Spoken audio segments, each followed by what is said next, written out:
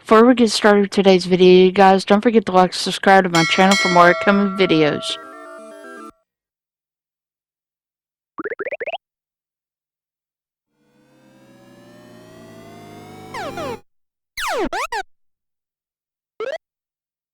If you've seen this opening before to this game, then you already know what game I'm going to be talking about in today's video. What is up, everybody? I'm Sierra, and welcome to my Retro Classics series, where I talk about games from my childhood. In today's video, we're going to be talking about a game called, from Namco, Soul Calibur 3.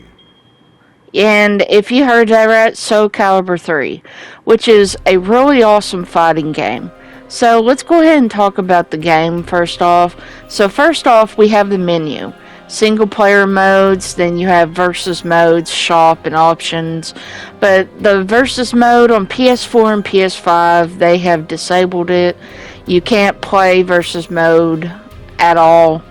But anyway, here's the single player modes you can do. There's Tales of the Souls, which is story mode. Chronicles of the Sword, which is a really cool game mode. World competition, where you can, battle other players. Soul Arena, where you can do challenges, practice. You can learn the game system and each character's moves. And museum, where you can check out the features, as in clips, movie clips, illustrations of each character, and so on. And then you can create your own character. And back on Soul Calibur 2, there was no option for that, so it's brand new in this game. So the first thing you do, we're going to talk about the story mode. So the first thing you do is you choose your own character. Like, there's a bunch of characters you can unlock down the line when you beat each character's story. But as you can tell, I am choosing Cassandra. So I played as her for a little while, and then I just moved on up, like there are 9 chapters in story mode that you advance, and you don't know what kind of fighter you're gonna get. You can get, you basically get like different people. Like right here, this is Tira, and there are some cutscenes in the game, which I like, and so yeah, playing as a certain character, different things happen. Each one has a specific ending. The characters all have like 1 or 2 endings and everything, but that's the best part about it. So after you defeat a character, you get a couple of options. You unlock like either items and stuff for your character, or you can get like additional like extras and all. But then right now, right there a second ago, you choose which path you want to take. Sometimes during a fight, after beating a fighter, you'll end up choosing which route that you want to take. So for example, here, after I beat this character and everything, there was like a couple of options for me to choose. So there was like different characters. There's Rock, there's Tira, there's Cervantes, there's Young Song, Talum. There's all kinds of characters you can pick from. My favorite is Young Song, Maxi. You can also play as the main bad guy named Zosolamel. I mean, there's a lot of different fighters you can play as. I mean, yeah, Mitsurugi's my favorite right there too. But playing as Young Song, he's pretty strong. You just got to get used to his moves and everything. So, other than that, guys, story mode is pretty easy. It's 9 chapters. Some of the fights can be a little hectic from time to time, but it's really not a bad thing. But other than that, sometimes things happen, you just gotta take your time through it. But you can set the difficulty for each fighter. Like you can have their combat to easy and all that. And right here is where you can choose your path. So there was like two options for each character and everything. So choosing the different options activates a certain type of like ending and everything. So here's another thing. While you were out there doing the chapters and everything, there's usually a time where there's like this one thing that will pop up that says someone is approaching and everything. You can either choose stop and fight a certain type of character, or you can just hurry on ahead. So if you choose stop, you don't know what kind of person you're going to fight.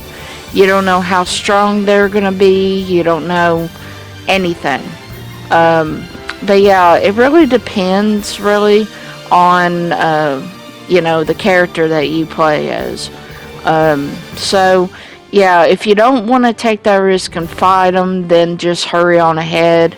And after you lose, you don't start over again. You just, you keep going through the story and everything. So each character has their own set of moves. And you just do the combination and everything. And this right here is Volvo. The character Volvo's move set and everything. So it's pretty easy to do some of the moves. Some of the moves are, you just gotta practice that and everything. But other than that, it's really nothing. The other thing I'm gonna talk about right now is the character creation part. But let's go ahead and talk about the shop real quick. So first off, you have a shop that unlocks weapons for all the main characters. You also have weapons for like your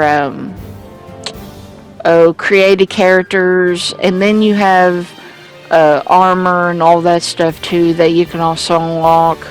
But yeah, unlocking all of these weapons and stuff, it's really worth it. But you have to have a certain amount of gold. Like you have to save up your gold and everything. Each weapon will also have a certain special effect. So it will cause like critical damage. It could do like no defending or any of that stuff. And you have to watch out for that because some of the weapons may be worth it, but some of it may not be worth it. The other thing too, this is the armor page right here. Here you can buy armor for like your created characters. All of this here is pretty cool because you have to have a certain amount of gold to get it all. But yeah, there's some things that are pretty cool, some things that aren't worth it, but if you want to unlock all of it, it's going to cost you a lot. Last but not least, right here is the item shop. You can unlock additional game modes and all that stuff. So right here, you guys, we're going to talk about Chronicles of Sword mode. Now, this right here is one of the coolest modes that you can play. First off, you choose if you want to be a male or a female. The second thing you do is you choose which class that you want to be, and it can go from saint to monk to ninja, barbarian, and thief and all that. And then no matter which one you choose, you'll have a certain type of weapon. So for my character I created, I made her a ninja, and you create from there what you want her to wear. But you have to watch out too, because if you can see right here at the bottom left, there's like a bar that goes from like blue to red. And putting on certain types of things will either raise or lower your health points. So you always got to keep an eye on that too. And last but not least, you can also customize the color of your outfit, and also the hair, change the face, change the eye color, the voice, everything. You can definitely customize all of that, and name her and everything. and that's what I did. So, step one of Chronicles of Sword mode is that it's pretty easy. You are the commander. Your character is the commander of an army, and you have your very first recruit named Aeneas. So he has a heavy lance as his weapon. It's pretty good, but throughout the Chronicles of Sword mode, you basically have to um, destroy the other people. Okay, you gotta take over their strongholds, and then after you defeat them all and everything, then you move on to the command post or the main commandant building. So it's pretty worth it in my opinion, and it is pretty fun also. So for this first part right here, you do a tutorial on how to play it, and it will show you all the info that you need, so you won't have to worry about getting confused on this. But one of the biggest things about it is deciding what to do. But real quick, I wanted to show you this. If you see right there the level, durability, and mission, the level is the level of your stronghold, and you can level it up to level 3.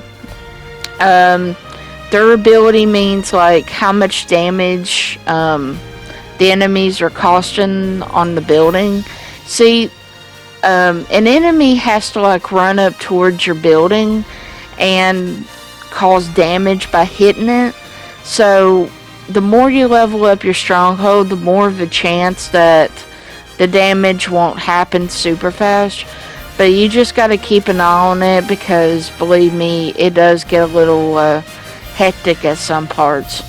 But if you take over one stronghold, then there's a possibility that sometimes there'll be multiple enemies going into one stronghold, one of their strongholds.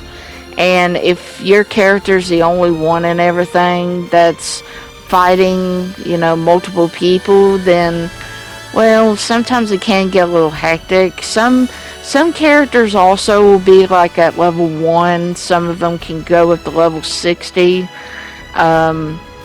They can be a high level, depending on the enemy. So you just gotta look out for that. Now, you'll start a battle when you take over or do a stronghold. So when you go and hit one and the durability drops all the way down to 0, it would automatically say decisive battle. Now, there are times where you can start the battle on your own, only if the enemies comes towards your stronghold and everything. So the more wins and that you get in the game, the more XP your character will go up. So as you saw right there, I needed to be level 300. I needed 300 XP to get my level up and everything. And so yeah, that's basically what happens right there. So while you're in the stronghold, you can also change the weapons, your weapon and everything. You can also, increase the level of your stronghold up to 3, but you have to spend a certain amount of gold in order to do that. But the more you level up your stronghold, the more that your durability goes up. So it's really worth it, in my opinion. So I started another battle, and so my main character is going up against, I don't even know what this character is. But I defeated it really instantly. So yeah, these characters were real weak. But yeah, after I kept going and defeating all of them, I just kept going. And then my characters eventually leveled up and everything. So if you do go up against a level 60 character, then your character could possibly go up to 4 or 5 levels. I mean, and it's it's a good feeling when that happens, but of course you're also risking your character getting knocked out. So that's basically what happens in the game. But if your character gets knocked out, that doesn't mean it's the end of the world. It just means that you gotta wait until they come back into battle. So that's one of the biggest things right there. Now, I do apologize for some of my fighting moves, guys. I am a little rusty on this game. I haven't played it in years, but I was actually glad that they brought it to PS Plus and everything. I just hope one day they bring trophies. So that fight right there was a encounter. So as you guys saw right there, there are some battles that you can activate yourself. Some of them you don't have to, but some of them will just end up going to your stronghold anyway and try to destroy it. But yeah, that's basically what happens, and yeah. So in the end, that's what Chronicles of the Sword is. It's a different type of game mode. It's basically you can do battles and everything, but it just sometimes it can get a little rough, like depending on what characters that you choose in the battle. But it is pretty fun overall. And I actually leveled up my main character to like level 50 one time, and it really made a difference. But you have to have a lot of wins, and that's basically what happens. So, other than that, you guys, that's what Chronicles of the Sword is. So this part right here is what I wanted to show you. So when you take over a stronghold, you go, after you do your last stronghold, go on to the command post where the other team is. Sometimes there will be like one or two enemies out front and everything, and you can just start an encounter with them and then move on to the commander post and then take over that and then call it a victory. At the end of the game, though, you do get gold for certain objectives. You cannot die in the mode and everything. You can't be defeated. The other thing you can't also do is you can't have any of your men or women fall in battle either. You can get up to 40,000 gold per battle that you do, but sometimes if you do get defeated, then you have to start the whole battle all over again, and that's basically how it works. Okay, so this right here is the commander thing, and there's two enemies in there. So going 2 against 2, well, the odds are in my favor right there. So go with that, and then after I defeat them, then I had a victory. So you always start off with your main character if you have 2 people together. So I wish there was another way that couldn't happen, but yeah, I just wish there was another way that could happen. But anyway, but after this battle was done, I got the victory and got some gold for it, and then I moved on and everything. So I was so glad to finish this up and everything, and that was it. So I leveled up my character about 3 times the amount that I had from defeating those 2 guys, and it was honestly worth it in my opinion. So it says right here, Chronicle Clear, and then you go to the menu where it shows you everything that you unlock. You get some really cool stuff, like you get a new face for your characters, new customizable stuff, you get gold, and it will even show the objectives that you have missed and achieved. So yeah, it's great because even when you don't accomplish something, you still get gold anyway. So, last but not least, I wanted to show you guys this real quick. This right here um, is the number one thing I wanted to mention. Um, so yeah, I take over this one stronghold here, and then after I take over it, then I'll level it up. And it's real important too because like I was so confused, and I forgotten how to play this game and everything, but then I was honestly ready. But you can guys tell that I have level 3 strongholds back there, and this one's a level 2, and then I started a battle, and so after I defeated this one character right here, I just leveled up this stronghold to 3, and then I was ready to go to the command post on this one as well. But yeah, command post, defeating the enemies. Some of it can be a little rough and everything, but yeah, I ended up getting defeated there, and I was able to use my other character that I also got, and she is really good. Her name's Reese. Absolutely amazing fighter.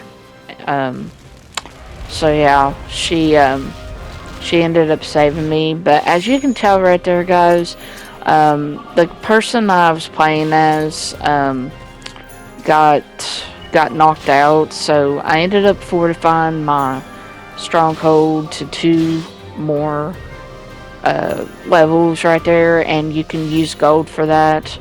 And I waited for my other character to join in and everything before before I moved on and everything, because I didn't want to move on without backup and everything. So I just moved one of my characters to the main building and then went from there and everything.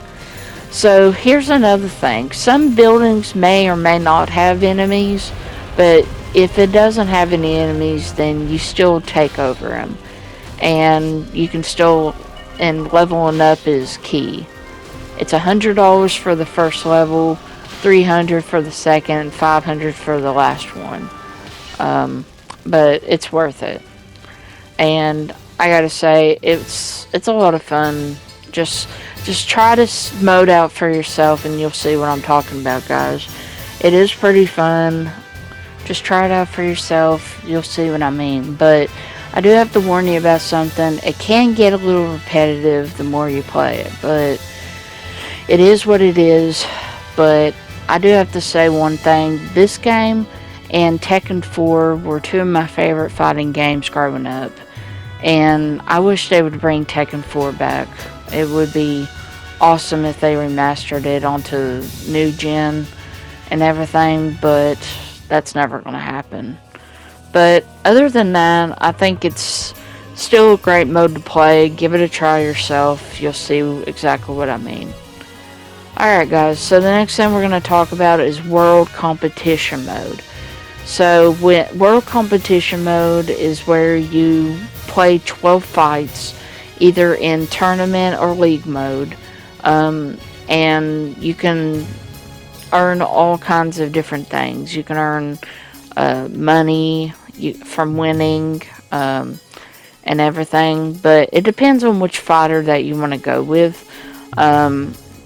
But sadly, I didn't have any other characters to play as but these right here, and you can only get some of the other fighters from doing story mode. So this is just an example, guys. I played as Keelik, or Killick, whatever you call them, and I was going up against these NPCs or CPUs or whatever you want to call them, and they're named like Robin, for example, this one, and playing a song Mina, So yeah, you basically do up to 3 fights in this, and then 3 rounds, and then if you win all of them, then it's done. However, if the other person gets 1 round, then you still have to beat it 3 times to win and everything. But other than that, it was good. It's good playing it, but I don't know. I immediately got bored, so I don't know, guys. It's something if you like to play something like this, but other than that, it's okay. It's nothing too too good, but it's still good enough. But other than that, yeah, this mode right here is good if you like playing stuff like this. But other than that, if you like just beating on people 3 rounds and you like to prove yourself and everything, then that's good. But remember, guys, versus mode is not available on PS4 or PS5 version, only on PS2. But I do have to say, though, it would be awesome if they added online to this game. I hope and pray down the line Sony adds trophies to this game. Then I would definitely go for the trophies for this. Because I love fighting games. I think they're really fun. There's only a certain amount of ones that I'll play, but I do love them anyway. I do love Tekken and Soul Calibur. I'm not very, strong at doing Mortal Kombat. I wish I was good at Mortal Kombat, but sadly I'm not. But other than that, guys, Soul Calibur 3 is definitely a good game to play. If you got PS Plus Premium, then download it right now. You can download the PS4 5 version. But do remember, guys, this game has absolutely zero rewind feature. So you won't be able to use the rewind feature at all. And I was just doing my own thing on here anyway, so yeah. But anyway, guys, in the end, Soul Calibur was definitely a game. Whether you're playing as certain characters and everything, it just had that type of arcadey feel that I liked. But other than that, it is what it is. And if you like games like this, give it a try yourself. So in the end, you guys, if you love games that has awesome cutscenes to it, whether you like to know how the story ends, or if you like to know what other characters you can unlock, there's all kinds of awesome characters. From Zesalamel all the way to Volvo. Then you have Tira, Youngsung, Maxi, Sophidia, Cassandra. Everything adds up real nice. And I do have to say, though, Soul Calibur 3 is definitely one of my favorite childhood games.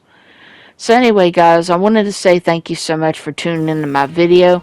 Be sure to like and subscribe for more upcoming videos. And be sure to let me know, what is your all's favorite game from the past? I'm Sierra, you guys, and thank you for checking out Red TV Plays. Have a great day, everyone.